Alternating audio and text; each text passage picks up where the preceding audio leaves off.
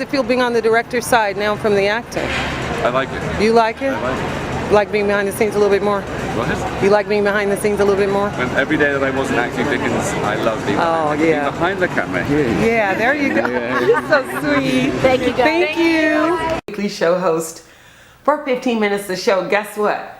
I am at the cool Radbury Hotel. I don't know if you've ever been in here, but I am here today. I've never been inside here, but because our guest today, Natalie Irish, famous painter, and the girl is bad, she paints with her lips. Gosh, we have the wonderful pleasure of interviewing the incomparable, the very famous Jennifer Lightham. Everybody, it's Osiris, and just like I promised, I'm back at Norman's Rare Guitars.